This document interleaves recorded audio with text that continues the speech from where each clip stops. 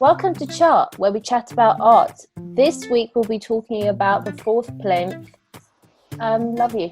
People. Stay tuned. Subscribe. We are Finn, Mara, Javier and Christy, and thank you for tuning in to listen to Chart Podcast. We are so stoked to have you here with us and that you take some time out of your day to hear us discuss any things that are happening in the art world. Without further ado, let's jump into the episode. Let's roll. What is the fourth plinth, though? What is it? What is it? What is it? Who's Is gonna?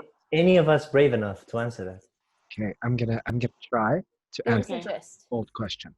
So the fourth plinth is a plinth. That was a podcast. Thank you for listening. 5-star rating. Yeah, see you next week. No. So in all seriousness, the fourth plinth is on Trafalgar Square in London. It's one of the 4 columns that surround the square of Trafalgar. And why is it empty? Because on the other 3, there are statues of important UK people of history. Military dudes. As you can see, our research has been extensive. Dead for a while. And one has been left empty. The top left one, if you would stand and look directly at the National Gallery. Is that where it is? That's Yeah. right. It's right in front of the entrance to the gallery. It's like it's right in the entrance. If you are the entrance, Oh, it would If be you are on you your. become the It entrance, would be on your right. yes. Either way, it's by the entrance. Yeah. Yeah. And And correct me if I'm wrong, but I think it was meant to have a statue of Edward IV. no. No? No, dude, William the Fourth. Yeah. Well, something the fourth. I was close enough. Yeah. William the Fourth, and he's like a really shit king, and he's like really indulgent. Apparently, And, he didn't make the statue because he didn't have funds. So, yeah. No, must yeah, have been because that he important. didn't leave enough money in his will Yeah. to have his statues built. Maybe It's he tough to thought, be. like the government will pick it up. No. I think in 1999, they placed the first Commission. artwork Yeah. Yeah. on there. So it's only since 1999, not that long. Yeah. So what happened was that they were actually thinking about putting a new permanent sculpture on, and apparently they had like public votings and stuff, but then none of them actually gained majority. They even proposed to put Thatcher on it. Oh, that's So To be who? like the only woman Thatcher. Oh. Yeah. that's Like on a horse as well? No, Like- just just standing. yeah. Oh, I see. She's really tall with her hair. True. Yes, that's. That is She wouldn't have fair. she wouldn't need a horse. Yeah. So I mean, like William the Fourth, he was supposed to be on a horse, but I don't think all of the people on the on the plinths are on a horse. I think the front 2 aren't, and I think 2 of them are like generals during the Indian colony situation. We got And King George IV, General Sir Charles James Napier, and Major General Sir Henry Havelock.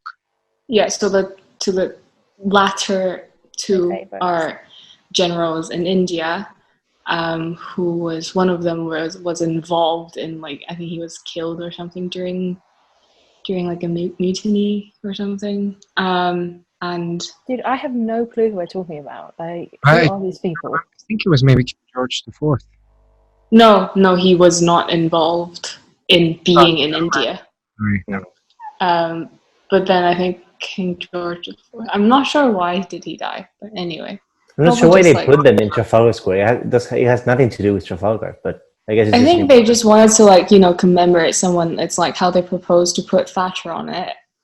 right. There's nothing, she's not related to the Trafalgar War at all. Yeah. And the square was built because of like Yeah. the British victory against France and Spain. So Those, yeah. Can I at tell least you we killed something? him. Can I tell you something funny? Because I went to a French school once, one of the teachers said that the top of the Trafalgar Square column, that was Napoleon, and it was like a I'm sorry, we'll put you at the top, I'm sorry we beat you kind of thing. Prince So for Nelson. like years and years and years. I was like, that's Napoleon. So one day when I had gone to an English school, I was like, August, that's Napoleon. They were like, are you joking? And I said, no, I promise it's Napoleon. It's not. I It's assure Nelson. you, it's No, Napoleon. I was sabotaged by the French system. Wow. And they Yeah, probably are those- telling every French kid that's Napoleon up there. Sore losers. That's That is Nelson, which is Yeah. not any better. No, either Napoleon way, had it's two not hands. good. For But starters. basically, they decided to have a program where it's just every year they change the sculpture that is put on the fourth plinth. And since Yeah, then, like they've almost every year. Yeah. they've changed it. And I think that better, whereas, putting Margaret Thatcher would commemorate one person, they're able to sort of put something which is symbolic for that time and like keep commemorating something different each year, which I think is Right. nicer. But I don't think it's really about, commemorating what has happened. Like, it's not about commemorating history, but I more think like, it's just about giving exposure to something from the contemporary art world. yeah. I mean, And- like, people call it the smallest sculpture park, which is quite interesting if you think about it. Yeah. Okay, so should we start with an example? So the one that I have for you is called Gift Horse by my boy Hans Haacke, if I am pronouncing it right. He's a German artist who did this sculpture in 2015 for the fourth plinth. If you ever walked past Trafalgar Square and you saw a skeleton horse, that was it. It was made on purpose because in relation to what we were just talking about, how two of the figures are riding horses. No, one, like King George IV is riding a horse. On the other plinths, there's two equestrian. So this was kind of a tribute to that idea. So what Hans Haacke did was he used the anatomical drawings of some 18th century illustrator about the anatomy of a horse, and he kind of reproduced what he drew about the skeleton of the horse in a sculpture. So when you look at it, it's basically the horse, the skeleton of a horse. But the particularity of this one is that if you look at it in the front area, it's kind of hanging from his leg or from his chest. There's this ribbon, like the thing that majors wear, and it's always displaying, I think it's LEDs that change. It's always displaying the stock value of the London Stock Exchange building thing. Oh, in LED. Yeah. Okay.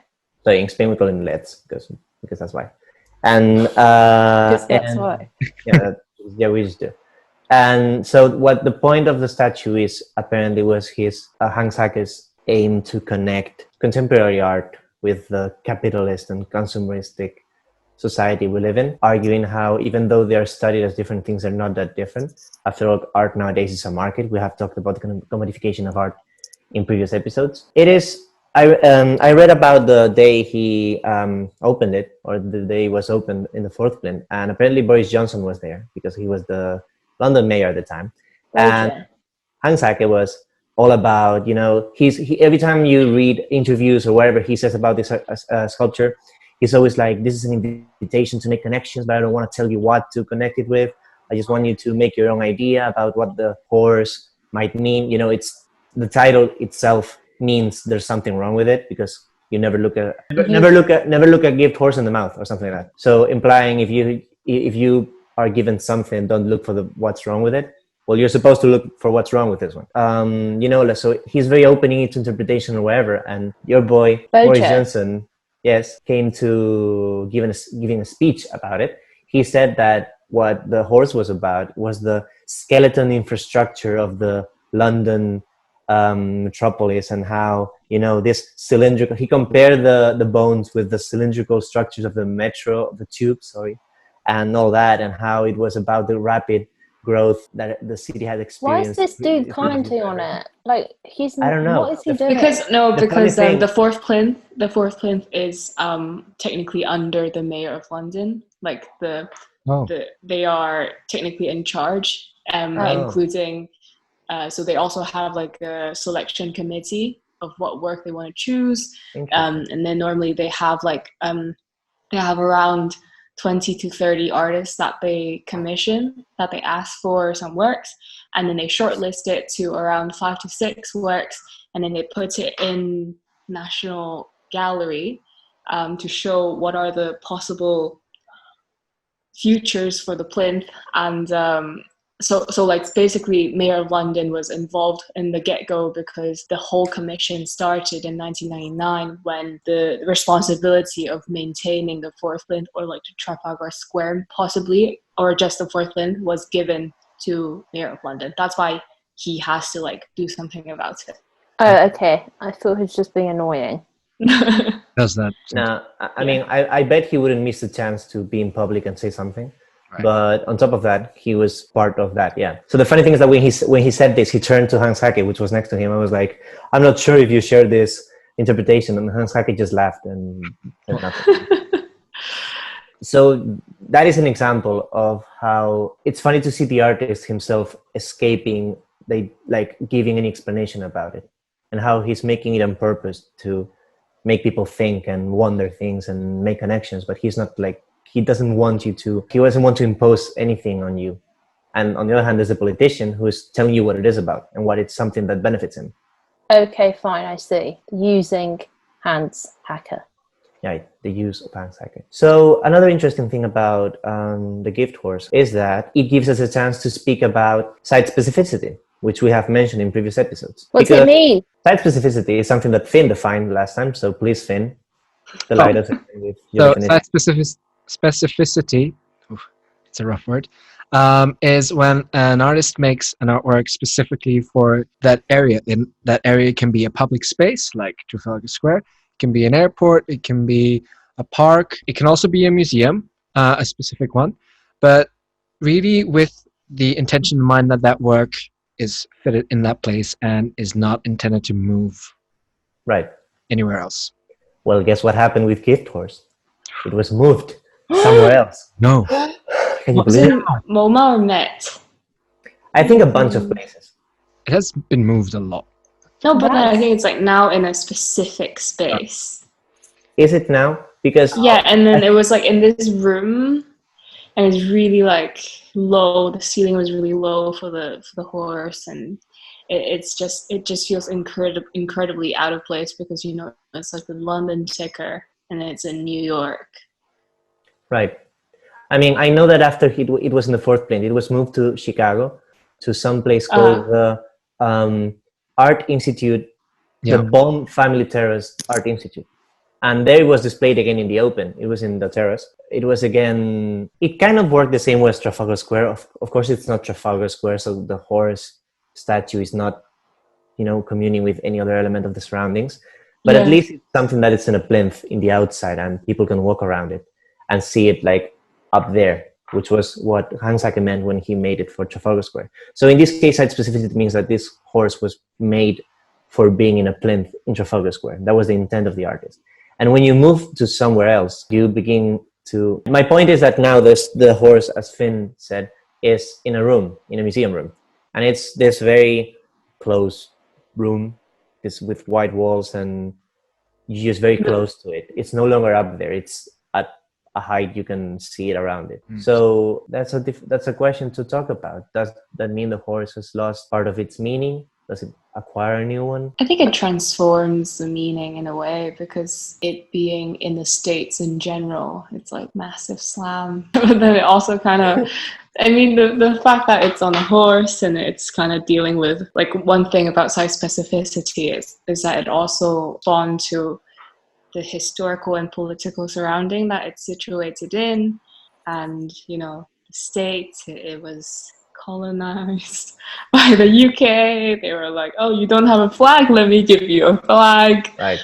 Before 1776. Like, yeah. Right.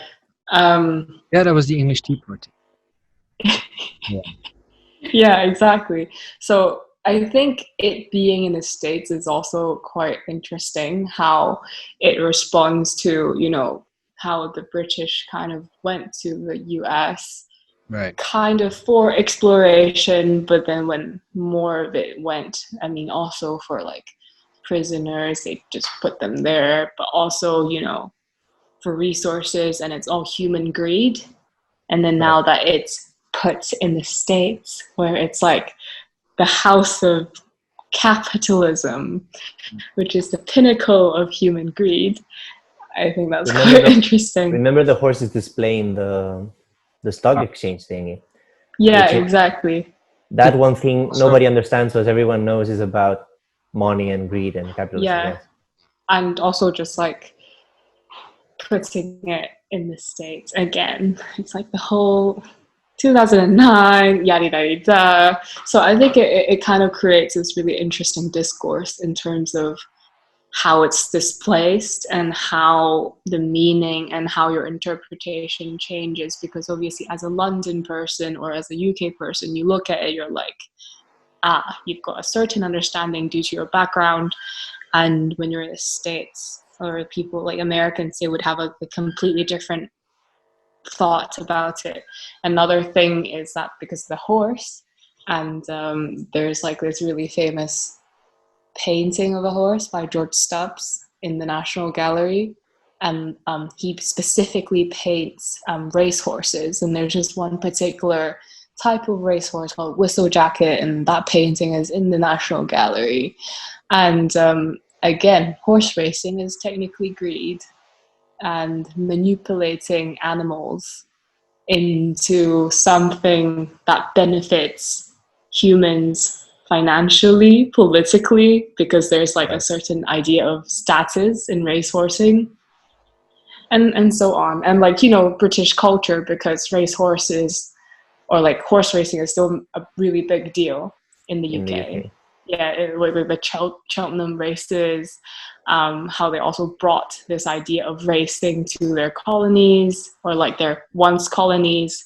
For example, Hong Kong is still very, very big on horse racing. We have it every Wednesday and Saturday, and my mom is obsessed with it. I think Maybe also I'm the reading too horse much. is a skeleton. It's like it's been depleted Mhm. of Right. everything. I was about to ask what do you think the horse being a skeleton means? Why couldn't he do just a normal horse, a living horse? What does the skeleton mean to you? I find interesting on the skeleton is that, yeah, it's a skeleton horse, but it's the posture of the horse is still very proud. His head is upright. He has one leg lifted up, Right. I believe. So it for me, the work feels like, yeah, we're kind of falling apart, but we're still standing. Right. No, But we are falling apart. that's how I Like feel. the UK. UK is kind of falling apart. Yeah. Yes. And there we are, living there. Don't be rude. Oh, we don't at the moment, actually. Well, we're planning Do to you think? somehow. Do you think there is an element of shock in it? Because if it's just another horse sculpture, it wouldn't be as interesting to people. Right. Because it's a public sculpture, you're exposed to the public who aren't necessarily interested in art. And, you know, like the idea of a skull is always cooler than a human head. Right.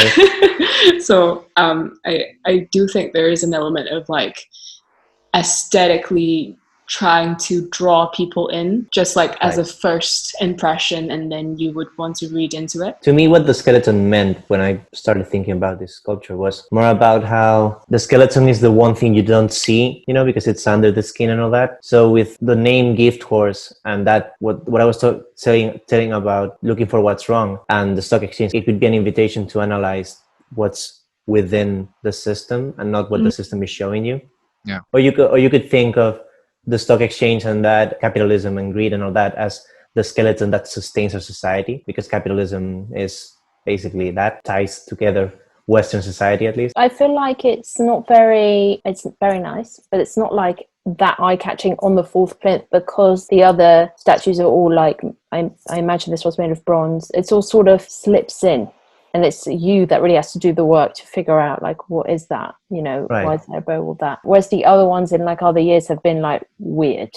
And then you're like, oh, my God, there's... like, I agree that other statues in the Yeah. fourth plane have been more eye-catching. Like, it does feel like it Some. slips into the vibe. But maybe it's kind of done on purpose, right? This one is meant Yeah. to kind of blend in with the surroundings, but at the same time have something odd about it. It's kind of like, you know, again, going back to the history of Trafalgar Square and the idea of like Britishness embedded in war victories and stuff like that. It's that the gift horse is sort of blends in. It's kind of like capitalism is completely blended in within our society and culture and subconsciousness that we don't even notice it. It's what's But at the same normal. time, but at the same time, I do think it's one of like the ones that you would notice, unlike the most recent one that has been taken down, the Lamazus. It's called the enemy that should not exist. Like, I don't think anyone really realized that it was there because the color of the Lamazus was practically the same as the plinth.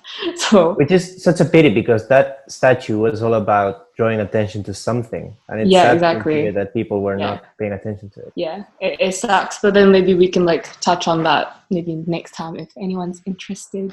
Right. We will do more episodes about statues and the fourth plinth in the future. If you're interested, Please Yes. let us know please let us know. in the DM. DM like- us. I think Mara will answer you. DM Mara. DM me. Yeah. Leave your numbers. Yes. Mara will call you. Yeah. I'll call you. We can discuss it. Okay.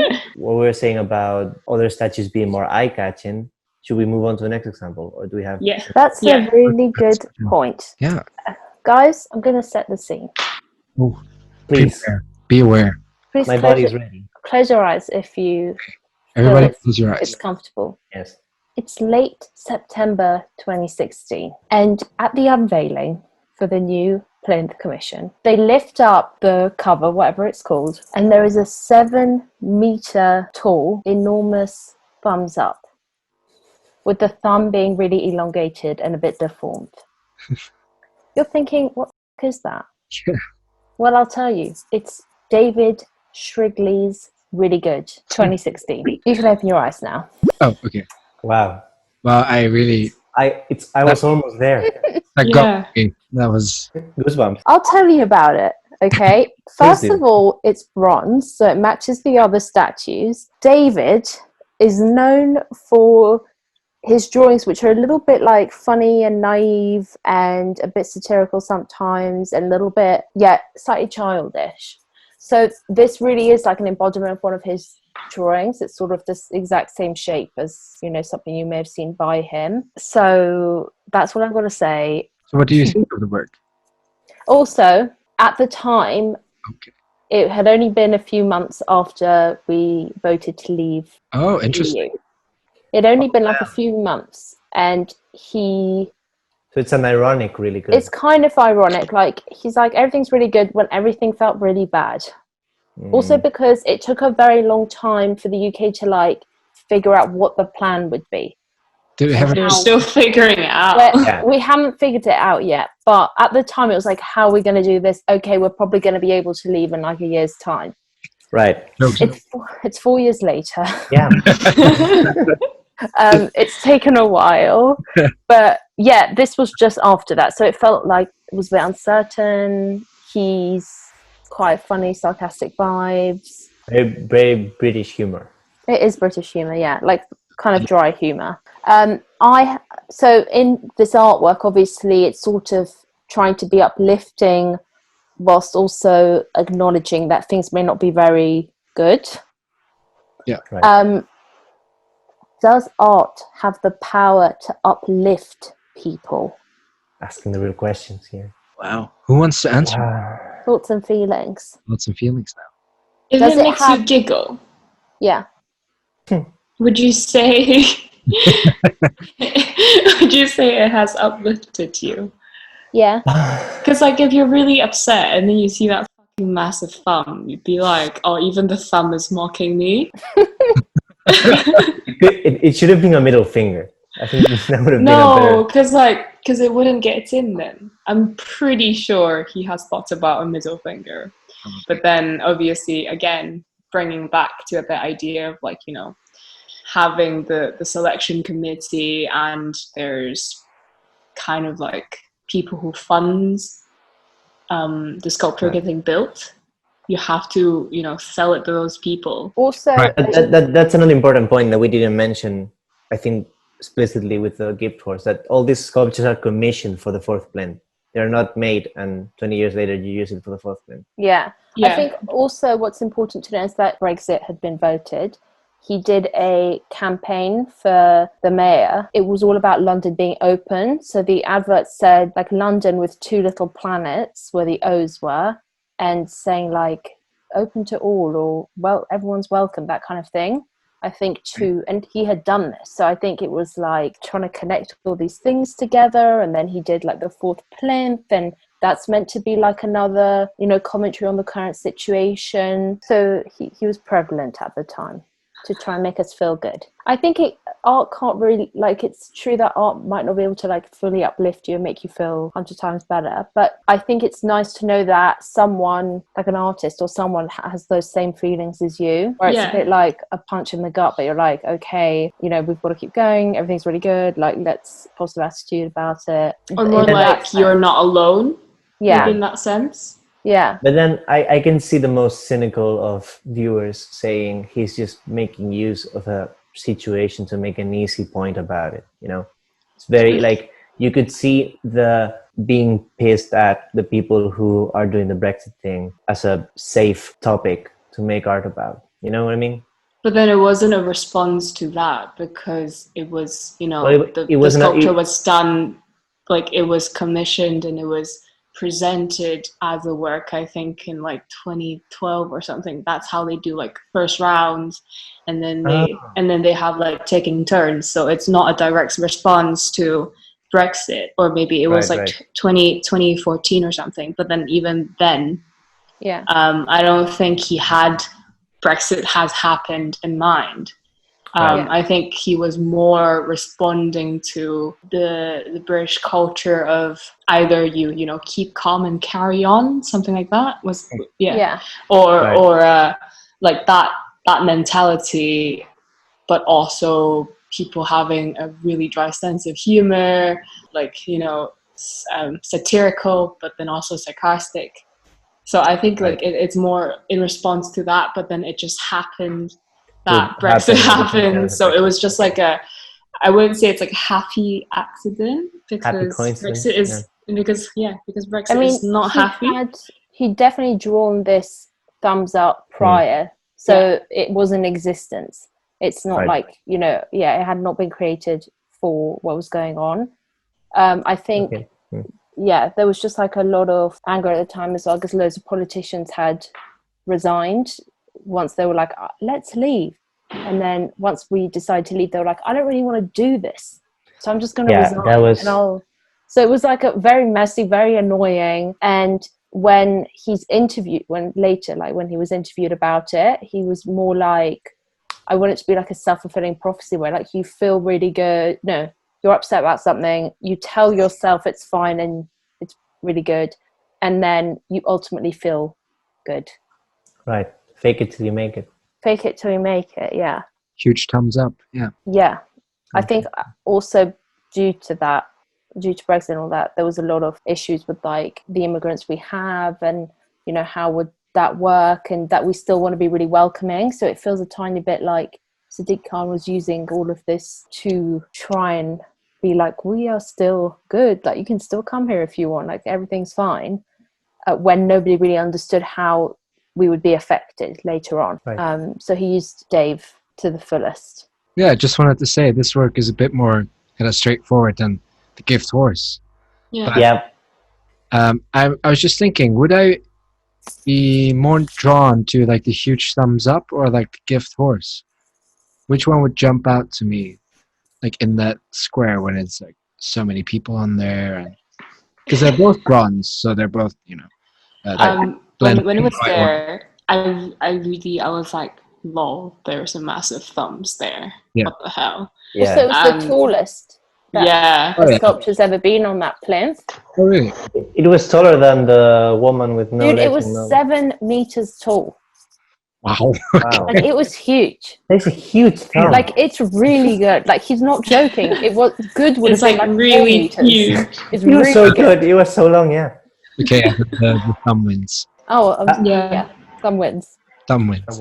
Yeah. It's not a competition. I don't know any other case where art, like contemporary art, is put out there in a place as iconic as this one, and it's as recognizable as this one. That's true. Has the really good ever been displayed in another place? I think that was it. That was Yeah, it. I think That was I'm it. gonna see Really big, dude. It wasn't where as has good it gone. Yeah, where has it gone? The huge thumbs up. Maybe Boris has it in his living room. Yeah. His name's Bojack. Fine. No, see, Dave Where? was Yeah. Dave. true. He was true. He was like, this is site specific. I'm never going to sell this on. I'm not going to Yeah. give it to anyone. Yes. Whereas your guy was like, I'm just going to send this Save over. it somewhere. They said they'll pay me. It's Yeah, about money. this work is about greed. Yes. Yeah, this one's about greed. I'm going to go, get paid No, to have it moved make around. connections, sell it to Wall Street. Yes. It's also quite funny how I think the really good is the only sculpture that has merch.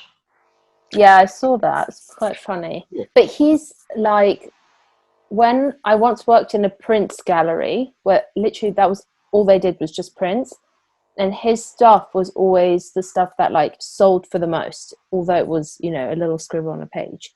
And he Right. had so much merch that came with it. Like you could buy mugs, you could buy t-shirt, you could buy like a salt and pepper shaker. He has capitalized on how like funny and satirical he could make objects. Right. And yeah, I think that's how he's making his money. Imagine. Okay, are we done? Oh, I Yeah, thought I you were think- still looking for. No, I couldn't find it. Oh. Maybe it's just gone. Yeah, It's okay, so gone. don't know where the great big thumb is. Yes. Well, it's in our hearts. That's what it is. It's in our hands.